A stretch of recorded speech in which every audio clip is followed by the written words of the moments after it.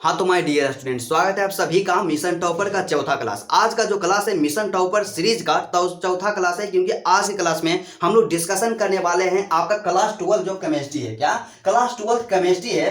Chemistry का चौथा chapter जिसका नाम है रासायनिक गतिकी। क्या रासायनिक गतिकी, और जिसे हम लोग केमिकल काइनेटिक्स के नाम से जानते हैं। क्या केमिकल काइनेटिक्स के नाम से जानते हैं। और आज के क्लास में हम लोग डिस्कशन करने वाले हैं, हम लोग चर्चा करने वाले हैं कि इस चैप्टर यहाँ पे जो आपका यह चैप्टर दिया गया है रासायनिक बलगतिकी या केमिकल काइनेटिक्स, इस चैप्टर के 2025 एग्जाम के लिए गैस क्वेश्चन। क्या 2025 एग्जाम के लिए गैस क्वेश्चन? क्योंकि क्या होता है कि कई ऐसे मेरे भाई थे, मेरे दोस्त थे, मेरी प्यारी बहनें थी जो लगातार कमेंट कर रहे थे या कर रही थी कि भैया आप क्या कीजिए केमिस्ट्री में। जानते हैं मेरा तैयारी जो है ना बिल्कुल भी जीरो है, कुछ भी तैयारी नहीं हुआ है। या कई ऐसे मेरे भाई यह भी बोल रहे थे कि भैया मेरा सिलेबस जो है ना 40 से 50% ही कंप्लीट है और हमको डर लग रहा है कि केमिस्ट्री में एक बेहतर स्कोर हो पाएगा कि नहीं हो पाएगा।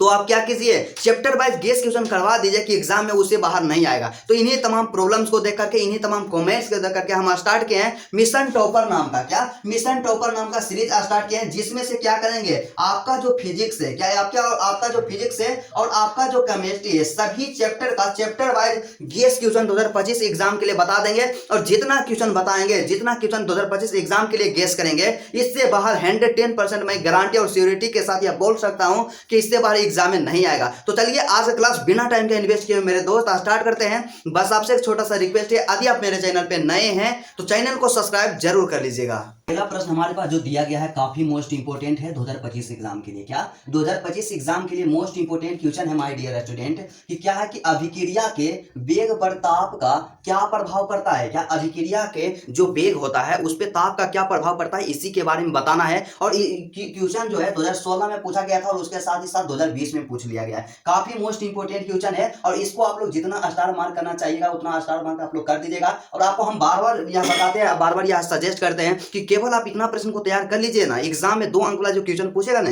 केमिस्ट्री में, इससे बाहर नहीं पूछेगा। तो चलिए इंग्लिश मीडियम वाले मेरे भाई होते हैं उनके बारे में बात कर लिया जाए। यहाँ पे क्या होगा कि what effect does temperature have on the rate of the reaction. क्या रेट ऑफ द रिएक्शन, काफी मोस्ट इंपोर्टेंट क्वेश्चन है। उसके बाद दूसरा प्रश्न हमारे पास जो दिया गया है काफी मोस्ट इंपोर्टेंट है कि सक्रिय ऊर्जा क्या है। क्या सक्रिय ऊर्जा क्या है, अभिक्रिया का वेग। क्या सक्रिय ऊर्जा क्या है, सबसे पहला यह लिखना है। उसके बाद क्या है मेरे दोस्त कि अभिक्रिया का वेग किन किन बातों पर निर्भर करता है। क्या है कि अभिक्रिया का जो वेग होता है वह किन किन बातों पर निर्भर करता है, या अभिक्रिया का जो वेग है किन किन कारकों पर निर्भर करता है। दोनों एक ही है, तो इसको आप लोग तैयार जरूर कर लीजिएगा। क्योंकि क्या है कि 2013 में पूछा गया था और उसके साथ ही साथ 2015 में पूछ लिया गया है। तो यहां से सीधा साधी देखा जाए तो क्या होगा मेरे दोस्त कि व्हाट इज एक्टिवेशन एनर्जी। क्या व्हाट इज एक्टिवेशन एनर्जी मतलब सक्रिय ऊर्जा क्या है। उसके बाद फिर क्या है कि on which factor does the rate of reaction depend. क्या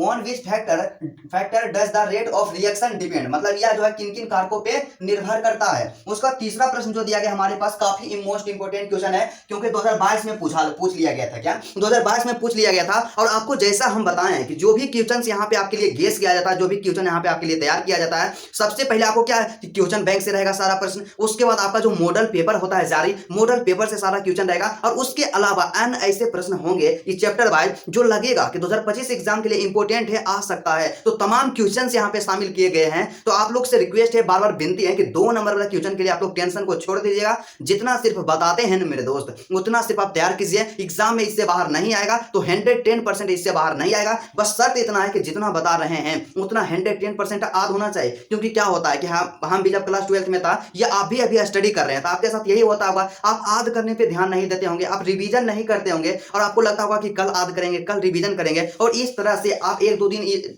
टालते जाइएगा, आपके पास पूरा 15 चैप्टर का हम गेस करवा देंगे क्वेश्चन और आप लोग याद ही नहीं कीजिएगा। तो मेरा काम है गेस क्वेश्चन करवाना था, हम तो अपना काम समय के साथ खत्म कर देंगे, परंतु आपको क्या करना होगा, इसको रटना होगा, इसको याद करना होगा, तभी एग्जाम के लिए आपके लिए हेल्पफुल होगा। तो चलिए सबसे पहले यहाँ पे बात कर लेते हैं मेरे दोस्त कि तीसरा प्रश्न हमारा क्या था। तो तीसरा प्रश्न है यहां से कि अभिक्रिया के औसत वेग, क्या अभिक्रिया का जो औसत वेग होता है और ताक्षणिक वेग, क्या ताक्षणिक वेग से आप क्या समझते हैं। मतलब सीधा सा आपको बताना है कि अभिक्रिया का औसत वेग क्या है, अभिक्रिया का ताक्षणिक वेग क्या है, इसके बारे में लिखना है। मोस्ट इंपोर्टेंट क्वेश्चन है। मतलब यहां से कि व्हाट डू यू अंडरस्टैंड, क्या what do you understand why the average velocity and instantaneous velocity of a reaction. Most important question है 2025 एग्जाम के लिए। उसके बाद यहाँ पे चौथा प्रश्न के बारे में बात कर लेते हैं मेरे दोस्त। तो चौथा प्रश्न यहाँ से सीधा सा बोल दिया आपको कि निम्नलिखित को परिभाषित करें। क्या करना है कि निम्नलिखित को परिभाषित करना, मतलब यहाँ पे जो दिया गया है इसका परिभाषा लिखना है, इसका डिफिनेशन लिखना है।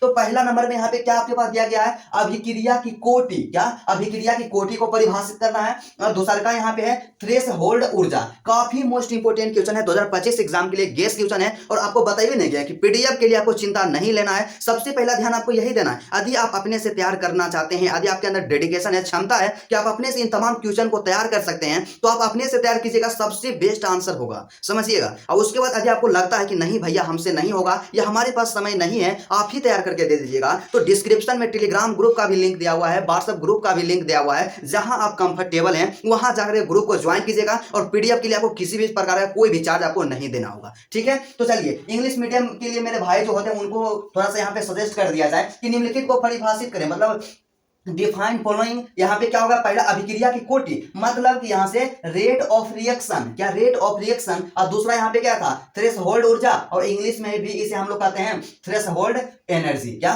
थ्रेशहोल्ड एनर्जी, मतलब रेट ऑफ रिएक्शन को डिफाइन करना है, थ्रेशहोल्ड एनर्जी को डिफाइन करना है। काफी मोस्ट इंपोर्टेंट क्वेश्चन है। उसका पांचवा प्रश्न हमारे पास जो दिया गया है मोस्ट इंपोर्टेंट है, क्योंकि क्या है कि 2012 में पूछा गया था और उसके बाद 2014 में भी पूछ लिया गया है। काफी इंपोर्टेंट क्वेश्चन है इस चैप्टर का। तो प्रश्न क्या कहता है कि प्रमाणित करें कि प्रथम कोटि अभिक्रिया का जो अर्ध जीवन काल होता है, क्या जो प्रथम कोटि अभिक्रिया होता है उसका अर्ध जीवन काल मतलब अर्ध आयु जो होता है वो क्या होता है, आरंभिक सांद्रता पर निर्भर नहीं करता है। क्या करता है, आरंभिक सांद्रता पर निर्भर नहीं करता है। मतलब यही प्रमाणित करना है, साबित करना है कि प्रथम कोटि की अभिक्रिया जो होता है उसका अर्ध आयु मतलब अर्ध जीवन काल जो होता है आरंभिक सांद्रता पर निर्भर नहीं करता है, आरंभिक सांद्रता पर डिपेंड नहीं करता है। इसी को बताना है। तो यहाँ पे इंग्लिश मीडियम वाले मेरे भाई होते हैं, हमेशा परेशान रहते हैं, तो उनको भी यहाँ पे सजेस्ट कर दिया जाए। यहाँ पे क्या होगा इसका कि प्रूव दैट, क्या prove that the half life of a first order reaction, क्या half life of a first order reaction does not depend on the initial concentration, क्या कंसंट्रेशन। काफी मोस्ट इंपोर्टेंट क्वेश्चन है। और सबसे लास्ट यहाँ पे छठा क्वेश्चन हमारे पास जो दिया गया है, क्या कहता है प्रश्न कि शून्य कोटि की अभिक्रिया से आप क्या समझते हैं, मतलब सीधा सा बताइए नहीं। हम लोग जानते हैं कि अभिक्रिया क्या होता है, कोटि में डिवाइड होता है, प्रथम कोटि की अभिक्रिया, शून्य कोटि की अभिक्रिया, द्वितीय कोटि की अभिक्रिया, इस तरह से अभिक्रिया होता है ना। तो इसी तरह से यहाँ से आपसे पूछ दिया है यहाँ पे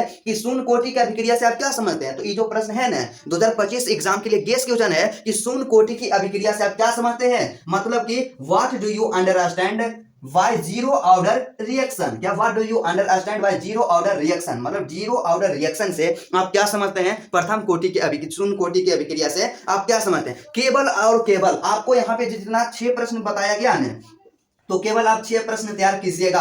एग्जाम जो 2025 का आपका होने वाला है, क्या 2025 में एग्जाम जो होने वाला है इससे बाहर इस चैप्टर से एक भी क्वेश्चन नहीं पूछा जाएगा। तो 110% या श्योरिटी के साथ हम कह सकते हैं कि नहीं पूछा जाएगा। तो मेरे दोस्त इसको हर हाल में आप लोग रट लीजिएगा। और जहां भी आप क्लासेस करते होंगे, चाहे ऑफलाइन आप क्लास करते हैं या ऑनलाइन क्लास करते हैं, जो भी आप टीचर हैं, जिस भी टीचर से अपना स्टडी कर रहे हैं, तो वो मतलब वह टीचर जो होंगे अपना गेस क्वेश्चन आपको दिए होंगे, तो उस गेस क्वेश्चन को भी कंप्लीट करना है। लेकिन उसके साथ ही साथ यहाँ पे जो भी गेस क्वेश्चन करवाया गया है इन तमाम क्वेश्चन को आपको जरूर कंप्लीट कर लेना है। और कई ऐसे मेरे भाई होते हैं जो क्या होगा कि इसमें से कई ऐसा क्वेश्चन होगा जो आपको पहले से ही याद होगा। तो हम मेरे साथ मिस्टेक क्या होता था कि पहले से ये क्वेश्चन मान लीजिए यहाँ पे याद है कि शून्य कोटि की अभिक्रिया से आप क्या समझते हैं, इसको हम पहले याद करवे किए हैं, अब हम यहाँ पे बता दिए। तो आप लोग क्या कीजिएगा, आपको पहले से याद होगा, लेकिन हम इसका जब पीडीएफ देंगे ना तो आपको लगेगा ना यही जो आंसर दे रहे हैं पहले से हमको अच्छा लग रहा है, मतलब देखने में ठीक लग रहा है, इसी को याद कर लेते हैं। तो ऐसा गलती आपको नहीं करना, जो पहले से याद है ना इसका आंसर वही आंसर बेस्ट है। तो इसलिए अपना टाइम को बचाते हुए, अपना समय का ध्यान रखते हुए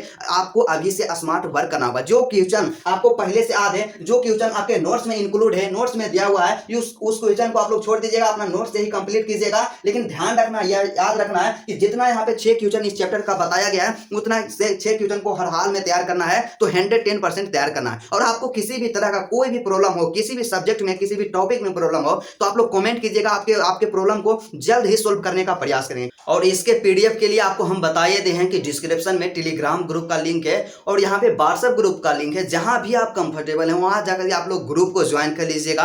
पीडीएफ जो मिलेगा बिल्कुल फ्री ऑफ कॉस्ट होगा। इसके लिए आपको किसी भी प्रकार का कोई भी चार्ज नहीं देना पड़ेगा। तो चलिए, मुझे 110% यह उम्मीद है, मुझे पूर्ण विश्वास है कि आप लोग समझ गए होंगे कि यहाँ पे जो आपका चौथा चैप्टर है केमिस्ट्री का, सिर्फ और सिर्फ आपको 6 प्रश्न तैयार करना है और इससे बाहर एग्जाम में नहीं आएगा। तो चलिए, आज का क्लास यहीं तक रहता है। फिर आपसे मिलते हैं नेक्स्ट वीडियो में और नेक्स्ट चैप्टर के साथ।